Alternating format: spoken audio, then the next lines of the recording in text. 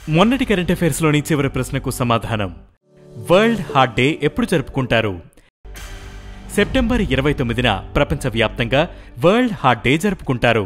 ఈ సందర్భంగా గుండె జబ్బులపై అవగాహన పెంచేందుకు ప్రపంచ ఆరోగ్య సంస్థ, వరల్డ్ హార్ట్ ఫెడరేషన్లు సంయుక్తంగా పలు కార్యక్రమాలు నిర్వహిస్తాయి. ఇక మొదటిది, సిపిఎం కోఆర్డినేటర్గా Prakash Karat. CPM politburo కేంద్ర కమిటీ తాత్కాలిక సమన్వయకర్తగా ప్రకాష్ కారత్ వ్యవహరించనున్నారు.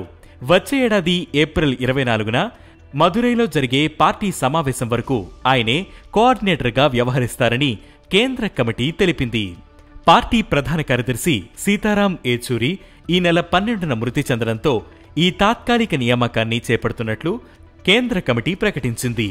ప్రకాష్ కారత్ 2005 నుంచి 2015 వరకు పార్టీ ప్రధాన కార్యదర్శిగా వ్యవహరించారు. ఇక రెండవది, స్పేస్ స్టేషన్కు చేరిన స్పేస్ ఎక్స్ క్రూ 9. అంతర్జాతీయ అంతరిక్ష కేంద్రంలో చిక్కుకుపోయిన సునీత విలియమ్స్, బచ్ వెల్మోర్లను తీసుకువచ్చేందుకు స్పేస్ ఎక్స్ పంపిన క్రూ 9 స్పేస్ క్రాఫ్ట్ ఐఎస్ఎస్ కి చేరింది. సెప్టెంబర్ 28న ఫ్లోరిడాలోని కేప్ కెనవెరల్ నుంచి క్రూ 9 స్పేస్ క్రాఫ్ట్ ను అంతరిక్షంలోకి పంపించారు. ఈ లాంచ్ ప్యాడ్ నుంచి చేపట్టిన తొలి మానవ సహిత స్పేస్ ఫ్లైట్ ఇదే. ఈ స్పేస్ క్రాఫ్ట్ ద్వారా 2025 ఫిబ్రవరిలో వ్యోమగాములు భూమికి తిరిగి రానున్నారు. ఇక మూడవది, లింగ మార్పిడికి కొత్త నిబంధనలు. లింగ మార్పిడి, ప్రీ హార్మోనల్ థెరపీకి ముందు మానసిక ఆరోగ్య నిపుణుల నుంచి అవసరమైన ధృవీకరణ పత్రాలను పొందవలసిందేనని కేంద్ర ఆరోగ్య శాఖ స్టాండర్డ్ ఆర్గనైజింగ్ ప్రొసీజర్స్ విడుదల చేసింది.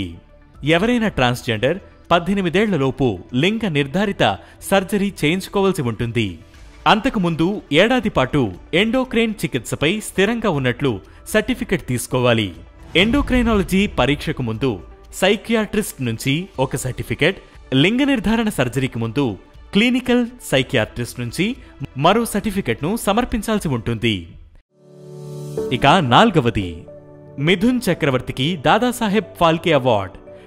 సినీ రంగంలో ప్రతిష్టాత్మకంగా భావించే దాదాసాహెబ్ ఫాల్కే అవార్డును ఈ ఏడాది ప్రముఖ నటుడు మిథున్ చక్రవర్తిని వరించింది.